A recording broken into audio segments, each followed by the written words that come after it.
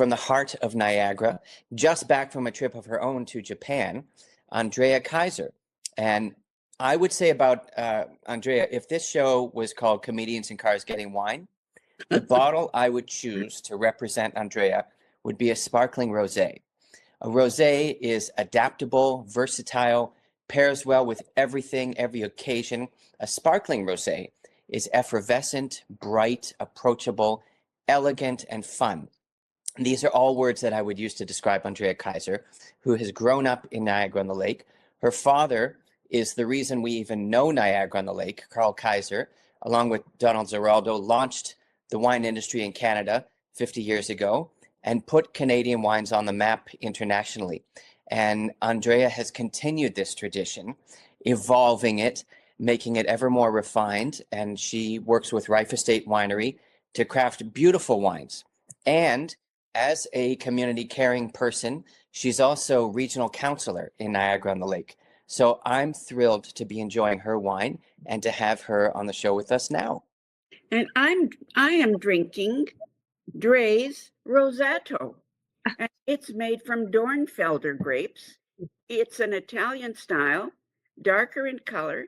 It tastes like raspberries and grapes and all the good stuff. I've been sipping it all along. And what I'm drinking is, it's complicated. So cheers to you. Thank you so for the lovely, lovely, lovely introduction. If I had to choose a wine that I would want to be described as, it definitely would be a sparkling rosé. Okay, good. So I chose right. You made my evening, yes. I have to tell you something funny about this wine. I went to the LCBO this morning, and I got there right at 10 a.m. this morning, right when they opened. So there were people there to help me. I said, I'm looking for a specific rosé. It's by Reif Estate Winery. And I was asked what it's called. So I said, it's complicated. And then, we're looking around and the guy says, can you tell me the name of the winery? And I said, yes. I said, it's Reif Estate Winery. And he said, can you not tell me the name of the wine? And I said, I did. It's complicated. And he said, well, just try me. And this turned into an Abbott and Costello thing. I said, no. The name of the wine is, it's complicated. So, oh my goodness. That would make my, yeah, you know what? It's a brand new wine out at Reif Estate, and it would bring the biggest smile to our new winemaker. So Adam, I know you've met, and Sara, Roberto Di Domenico, who's been a winemaker at Reif for 30 years. He just retired. And this new rosé is actually the very first wine of our brand new winemaker, Eric Pearson. And he would get a real kick out of that conversation. He's such an energetic, positive person. We've been having lots of fun. He's been at the winery now for about a year. And so this is his very first release of his wine that sort of showcases his style and his personality, to be honest. So it's kind of fun. It's kind of cool. And I remember when we put the submission in for the LCBO to say, hey, you know what, would you like to buy a little bit of this new rosé? The buyer, Sean at the LCBO, called me and he said, Andrea, I've got the perfect time to release this wine. I'm releasing it for Valentine's Day. I was just in stitches. I said, no, it's a perfect idea for Valentine's Day because it's never not complicated. Exactly. So we had such a little chuckle about that. So it's Eric's pretty excited to have his first own sort of wine from Reif that's been released under the It's Complicated label, and it's kind of like a originally the name actually landed on It's Complicated because they originally wanted to call it a rosé because it was the idea, the complexity, sort of the style of the wine was the guys in the cellar came together to come up with the blend and the style, and so they desperately wanted to call it a rosé, but that name was already taken. We started looking around for different names, and then it became a long, drawn conversation, and finally we just settled on It's Complicated. So a lot of fun. I want to ask you about the color because it's a very different color than, it's more of a Provence style. Yes. it's lighter than what my mom is drinking, and certainly lighter than what you're drinking. Yeah. Yeah, so it is it's a meritage blend actually, which is kind of interesting. The It's Complicated rosé. So that means it's like a Bordeaux style varietals, which we know meritage is Cabernet Sauvignon, Merlot, and Cabernet Franc. So those are very wonderful grapes together, and there was just a little bit of skin contact because Eric was looking for sort of some depth and complexity, but he wanted it to be something fresh and easy to drink, obviously for with fish, summertime, you know, but dry. So, and I think that's a common misconception about rosés. So tonight, you've got Eric's from Reif Estate. It's Complicated, which is I think about 3 to 4 grams per liter.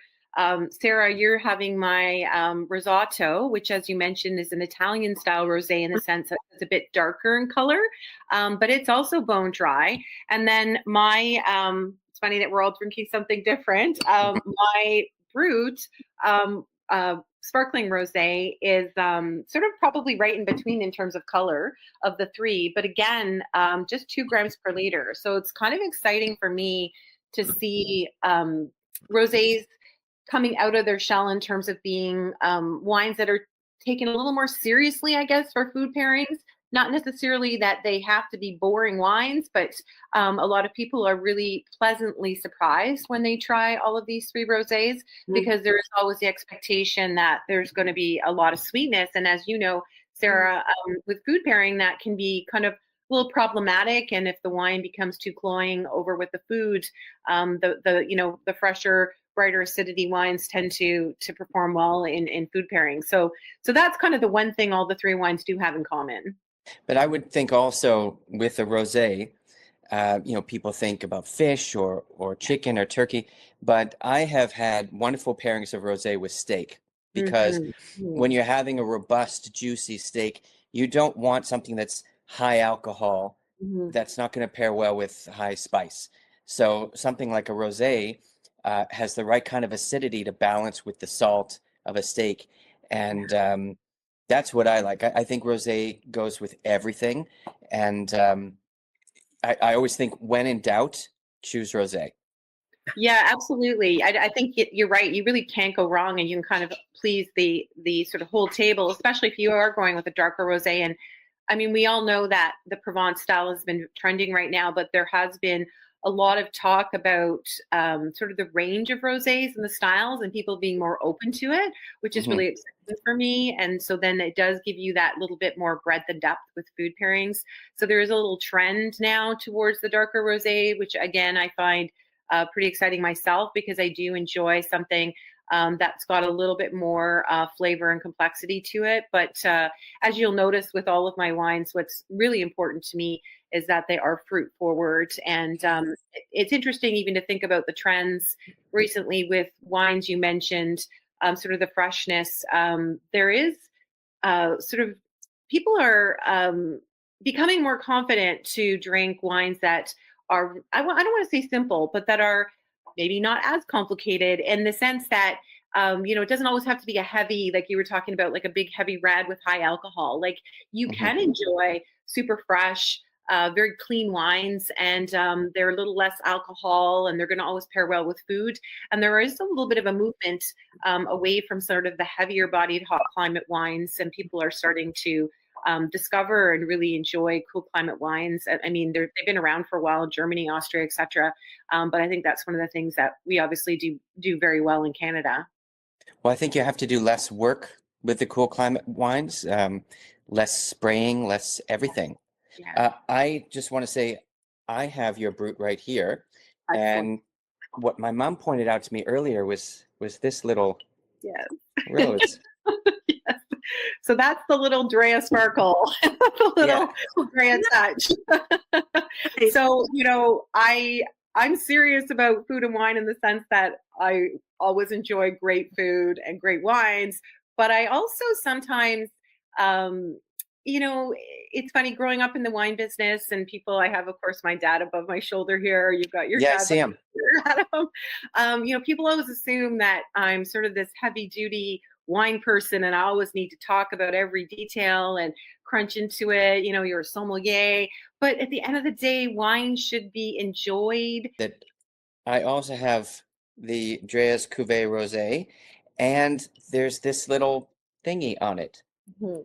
Yes, that's the special Drea personal touch. You know, certainly wine, you know, it is an expression of joy for me. And while, you know, I am a serious wine person about great food, great wine, at the end of the day, it's to be enjoyed and with great people. And so for me, I wanted to express a little bit of joy around this particular wine, and the roses specifically are sort of a memory representative of the roses that my dad used to grow, and they're seen as sort of the guardians of the vineyard. And he's right behind you there. He is. That's right. Yes, just like your dad. So just over your shoulder. Yeah. So just a little bit of the Drea love. So these are all hand applied, hand painted, and there are days when I regret the decision, but when I look at it, it brings me joy, and so I hope that, you know, that brings other people joy as well. And I wanted to ask you about your tarot line, which I think is really cool. Your brother, whom I've never met, is a star. All his designs for various wineries are always so interesting. But this tarot line, this one is called Fortune. Ride the wheel of fortune and learn to embrace change. With it comes great enchantments. With it comes great enchantments. With just a kiss of color, our charming 2023 Rosé. And then, I mean, I used to have a tarot deck, and so this really interests me. Your whole line. I've enjoyed your Magician, which I think is a Shiraz. Yes. Pinot Shiraz, kind of an unusual blend. And that was like a sort of an exploratory project where we had just started doing a Passamento style wines. And at Reif Estate, we were doing a lot of research around drying the grapes and getting some more intensity and complexity to the wines. And also at a time when, you know, Reif has been making premium quality VQA wines for 30 years, 35 grape growing, 13 generation winemaker, and all that good stuff, you know, does sort of lend into a very traditional brand. And so the tarot card was really about the guys having a little bit of fun in the cellar and doing things a little differently.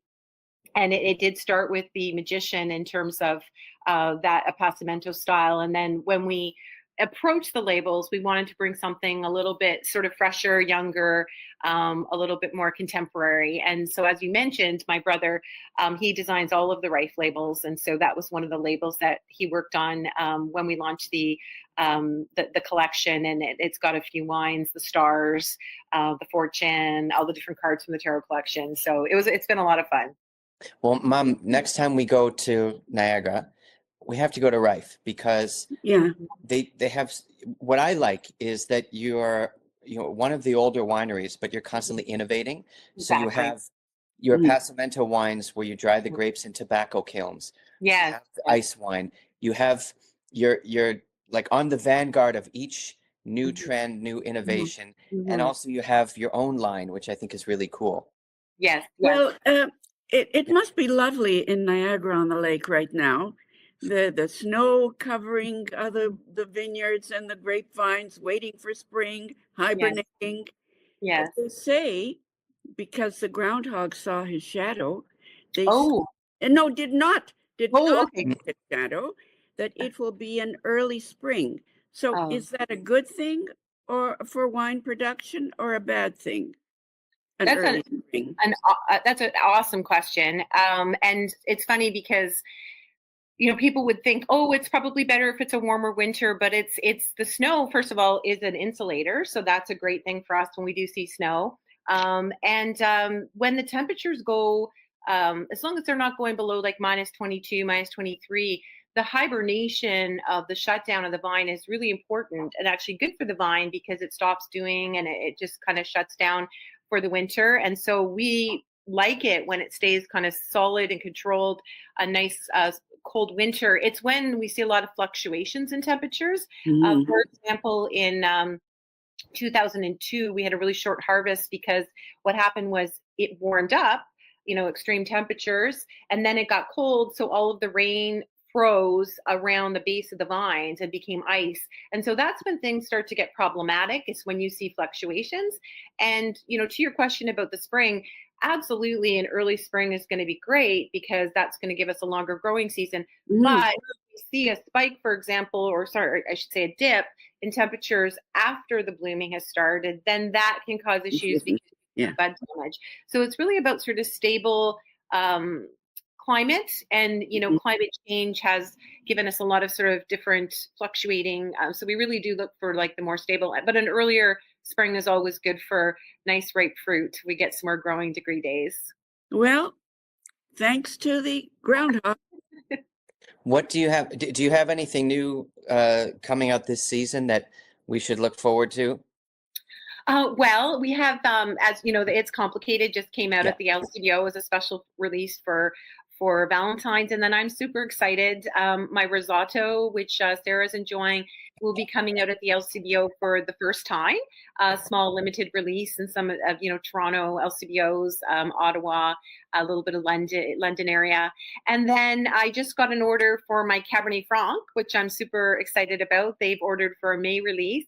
So lots of good things happening. And then I've always kind of got little things in the works. Just to go back to your original comment talking about women traveling alone, it was interesting to hear you talk about that, because I did just get back from Japan, and this was the first time I had traveled alone on such a big trip. Like, and Sarah, what you talked about really resonated with me, that I realized, if you just take a minute and talk to people, it's amazing how welcoming people are, how ready they are to assist you. And it was it's the first few times, I think it's a little nerve-wracking, but really exciting to be able to kind of do that and enjoy. And when I was abroad, I was working with Reif's importer into Japan, where we export to, featuring ice wine, and it got me thinking about sparkling ice wine. So we'll see. Well, sparkling sake has become quite a popular trend. That's so cool. I could see that happening. Yeah, that's so fun.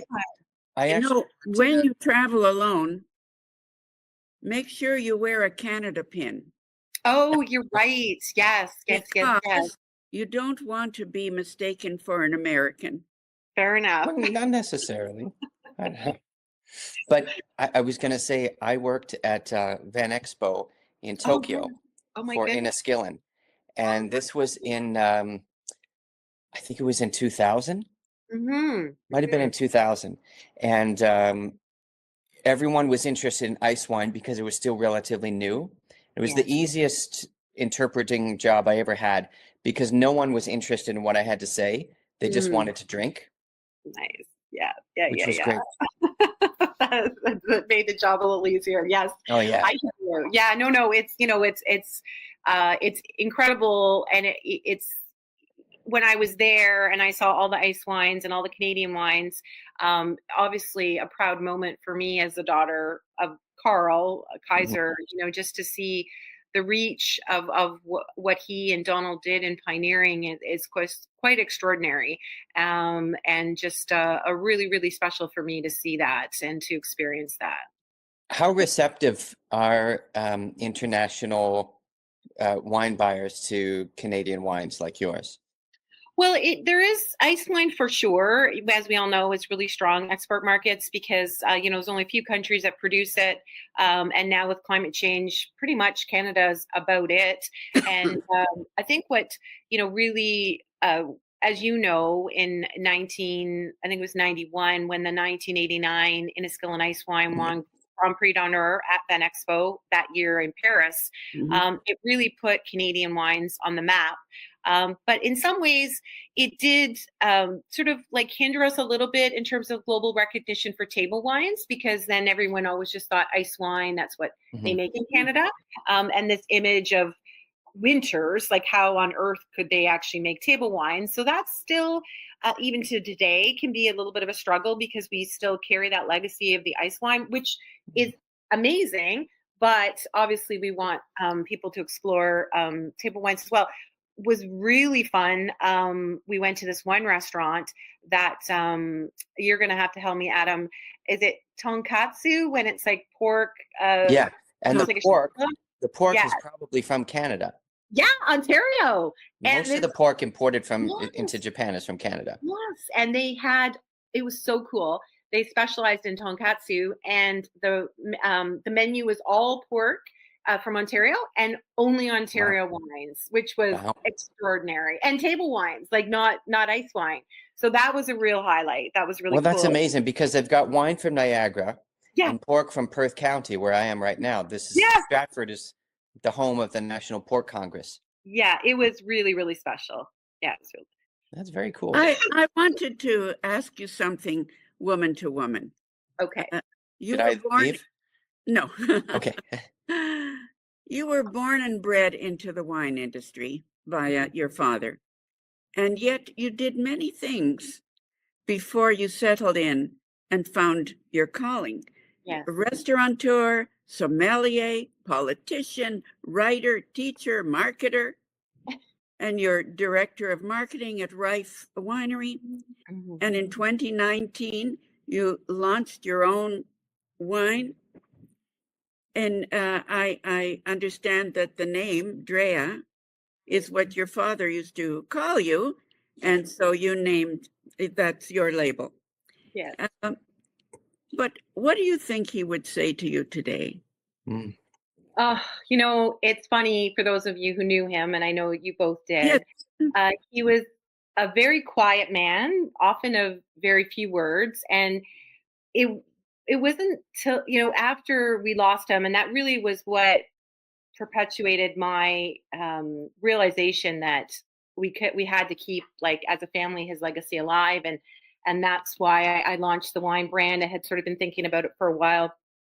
But he was really quiet. And it was kind of like, I realized after that, the love and sort of support and what he thought about all of us kids was through his actions. Like, he didn't necessarily verbalize it, but, his actions towards us and the way he looked after us was so extraordinary. And, I didn't realize, I think for all three of us, it was a big, big boots to fill. But he never expected us to do anything specific. He just wanted us to follow what we wanted to do and be happy.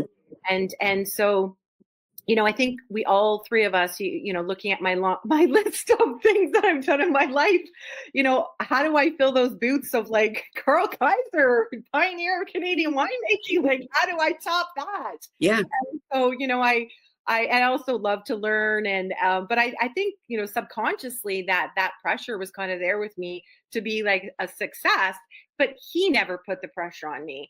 And I remember once running into an old friend of ours, Albert Seeger, who was a grower here in Niagara, and he said, "Oh my gosh, your dad bragged about you all the time." I was like, "What? He did? Like, how come he didn't tell? No one told me that." So. It's funny how we do that to ourselves. And I'm just so grateful to be able to tell the stories about him and to keep those memories alive. Like, I just, it's, I mean, I think, Adam, you probably feel the same about your dad, that it's so extraordinary that you want to celebrate it. And I just feel really grateful for that. Well, so do you feel that you have followed your destiny, that it was bred in the bone, lying there waiting to be released all the time?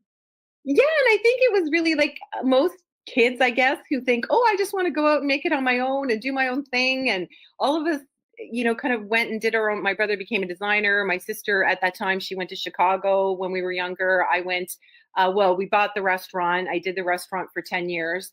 But yeah, it's kind of like one of those things that you just realize, like, what was right in front of you the whole time. Yeah. And you didn't realize. And so when I started the journey, I was like, wow, why did it take me so long to realize that this was kind of what I should be doing? I wonder about that. Home. Yeah. Yeah. And it does. You had to follow the yellow brick road. Yes, I did. And then what's so amazing about it is that it does feel like home. Like, it doesn't feel like work. Like, it's just me. And it just makes me happy. I work whatever, 6-7 days a week, but it doesn't feel like work. It's my life, and that's what's really special about it. So thank you for asking. It's an interesting journey I've taken, and it's very funny because I have this vision of myself as never being successful. So it's like, what?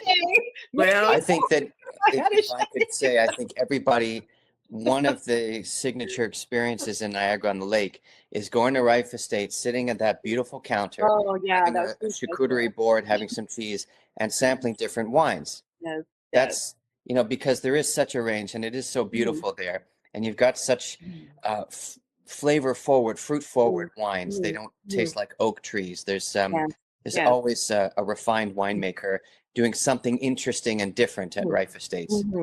Well, here's to you, Andrea. Oh, thank you. Thank you. We're so good to see you. You too. Thank you so much. It's so great to see you too.